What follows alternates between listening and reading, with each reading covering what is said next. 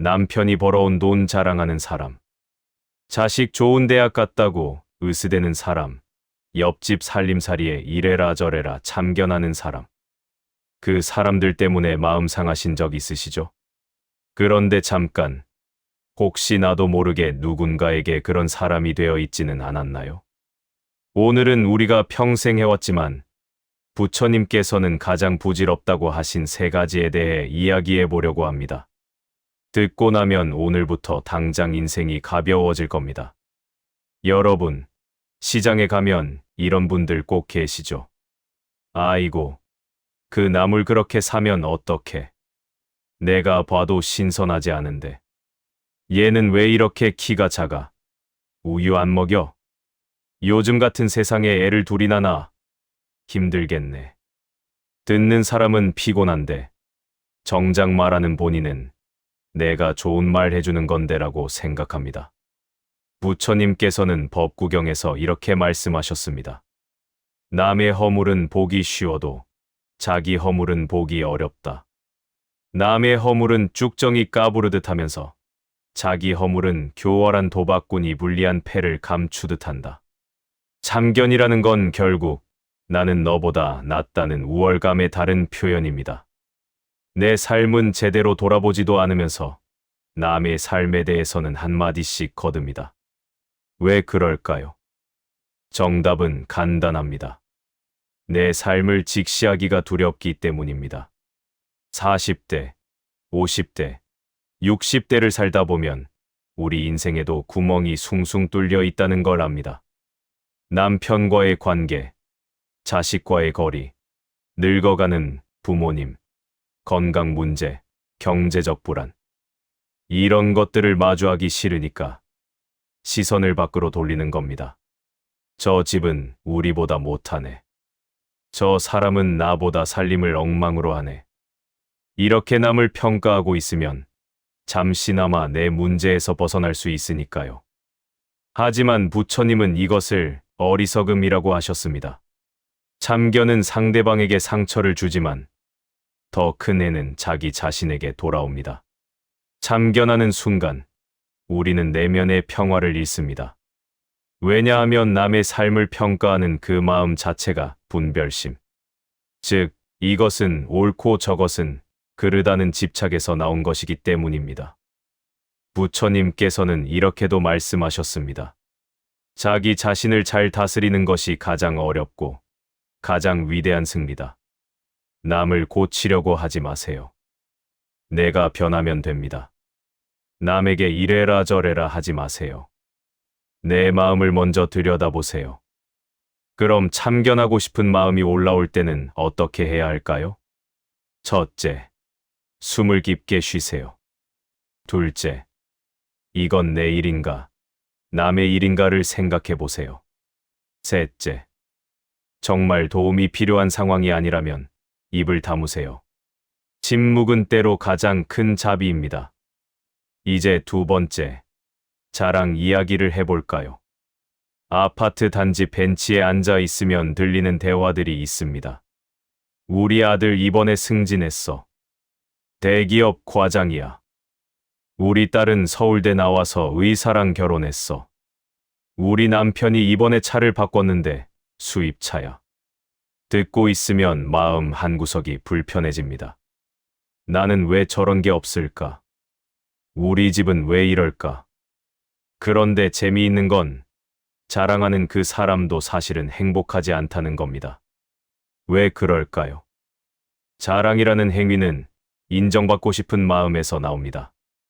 나 좀 봐줘. 나도 괜찮은 사람이야. 나도 성공했어. 이건 거꾸로 말하면 스스로에 대한 확신이 없다는 뜻입니다. 진짜 만족하는 사람은 자랑하지 않습니다. 배부른 사람은 밥 먹었다고 소리치지 않습니다. 부처님께서는 아상, 아집을 버리라고 하셨습니다. 나라는 것에 대한 집착, 내 것이라는 것에 대한 집착 말입니다. 자랑은 바로 이 아상의 극단입니다. 내 남편이 얼마나 잘 나갔는데, 내 자식이 얼마나 훌륭한데. 그런데 가만히 생각해 보세요. 남편이 잘 나간 건 남편의 능력이지 내 능력이 아닙니다. 자식이 좋은 대학 간 건 자식의 노력이지 내 성취가 아닙니다. 우리는 남의 것을 빌려서 나를 포장하고 있는 겁니다. 더 슬픈 건 자랑거리라고 생각했던 것들이 어느 순간 무너진다는 사실입니다. 잘 나가던 남편이 사업에 실패할 수도 있습니다. 좋은 대학 나온 자식이 취업에 고생할 수도 있습니다. 비싼 차도 시간이 지나면 그냥 고물이 됩니다. 그럼 그때는 어떻게 하실 건가요? 자랑할 게 없어지면 내 가치도 없어지는 건가요? 아닙니다. 우리의 가치는 외부 조건에 있지 않습니다. 우리가 얼마나 자비로운 마음을 가졌는지, 얼마나 평화로운 내면을 가꾸었는지, 얼마나 지혜롭게 삶을 대하는지, 거기에 진짜 가치가 있습니다. 부처님께서는 이렇게 말씀하셨습니다. 세상의 모든 것은 무상하다. 변하지 않는 것은 하나도 없다. 오늘 자랑거리가 내일은 고통거리가 될 수 있습니다. 오늘 떳떳하던 것이 내일은 부끄러움이 될 수 있습니다. 그러니 집착하지 마세요. 자랑하지 마세요. 대신 감사하세요. 우리 식구 모두 건강해서 감사합니다. 오늘 하루 무사히 보내서 감사합니다. 이렇게 숨 쉬고 있어서 감사합니다. 자랑은 남과 나를 비교하는 데서 나오지만 감사는 지금 이 순간에 집중하는 데서 나옵니다. 감사하는 마음으로 살면 자랑할 일이 줄어듭니다. 그리고 마음이 한결 가벼워집니다. 마지막으로 비교에 대해 이야기해 보겠습니다. 이게 사실 제일 고약합니다. 왜냐하면 우리는 하루에도 수십 번, 수백 번 비교를 하며 살기 때문입니다. 옆집 며느리는 명절에 선물을 크게 하던데 우리 며느리는, 친구는 해외여행을 자주 가던데 우리는, 저 사람은 나이가 들어도 젊어 보이는데 나는. 비교하는 순간 우리 마음속에는 두 가지 독이 생깁니다. 하나는 열등감입니다. 나는 부족하다. 나는 못났다. 나는 뒤처졌다. 다른 하나는 우월감입니다. 나는 저 사람보다 낫다. 우리 집이 더 잘 산다. 내가 더 예쁘다. 둘 다 독입니다. 열등감은 우리를 우울하게 만들고 우월감은 우리를 교만하게 만듭니다. 어느 쪽이든 평화로울 수 없습니다. 부처님께서는 이런 비교심을 번뇌라고 하셨습니다. 번뇌는 마음을 어지럽히고 고통을 만들어냅니다. 우리가 괴로운 이유의 대부분은 바로 이 비교 때문입니다. 생각해 보세요.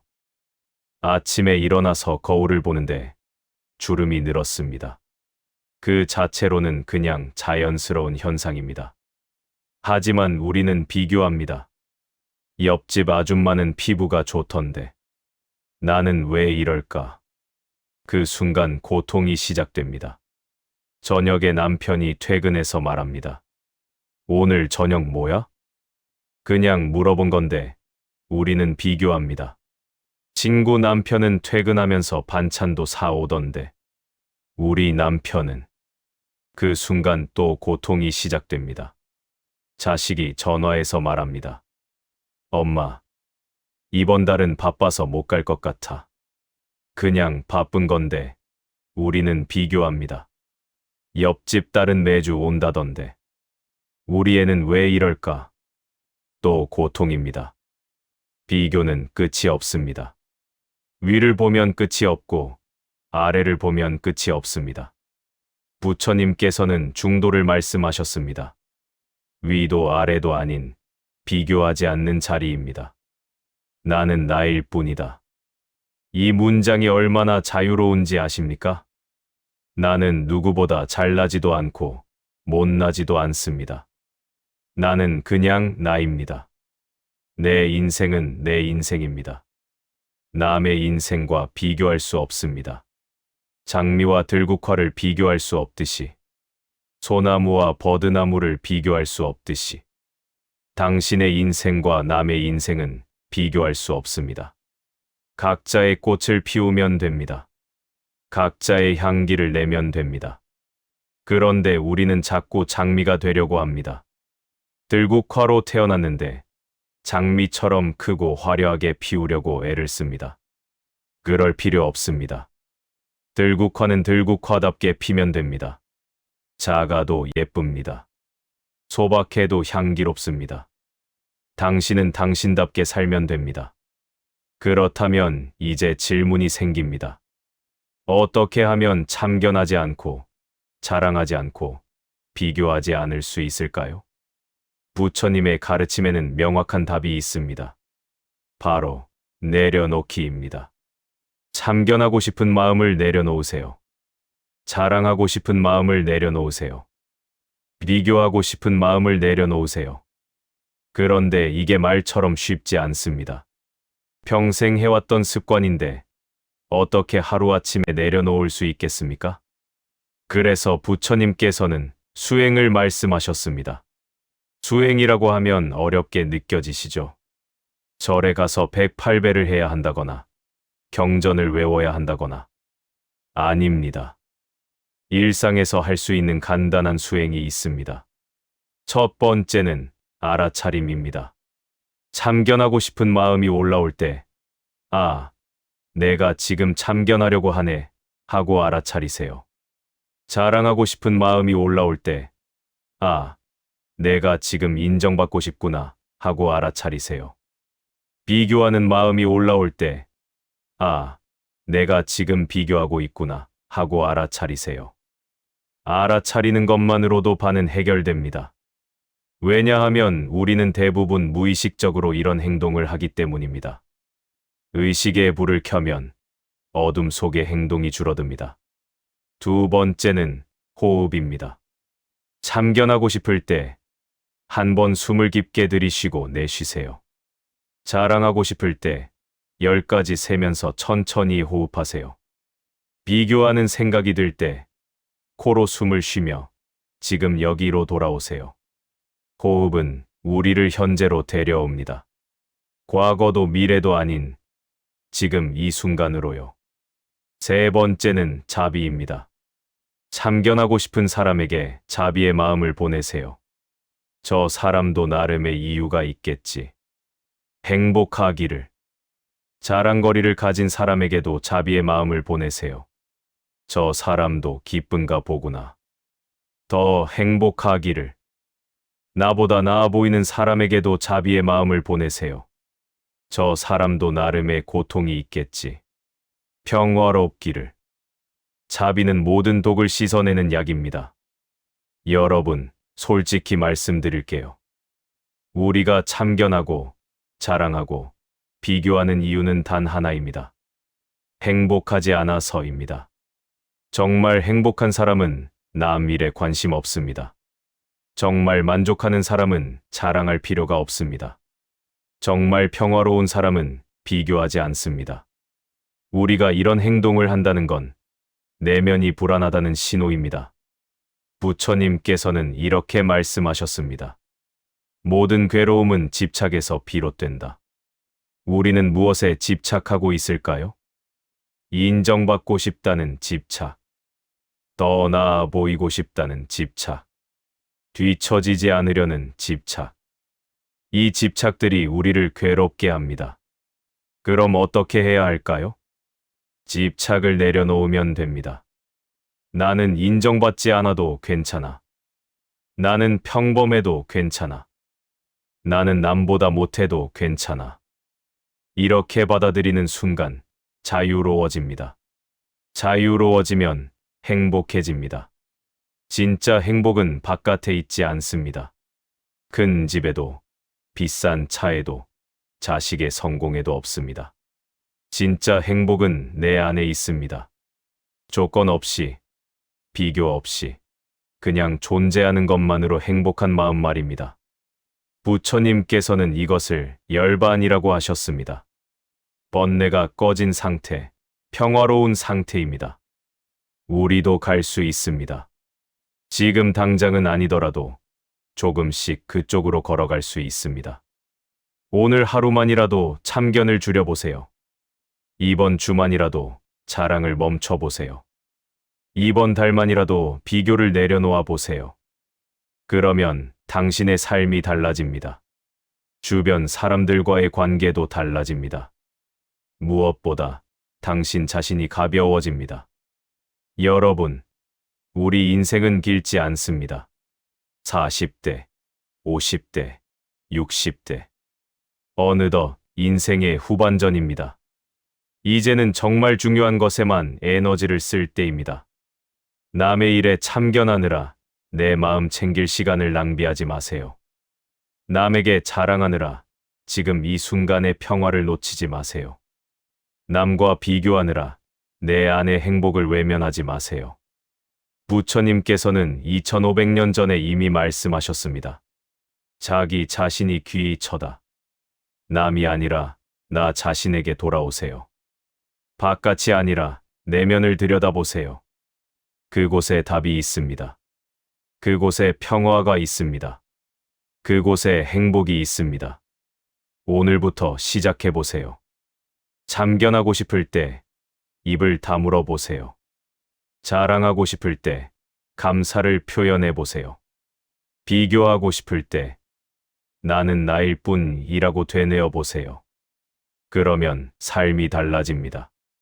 부처님의 가르침은 어려운 게 아닙니다. 지금 당장 여기서 시작할 수 있습니다.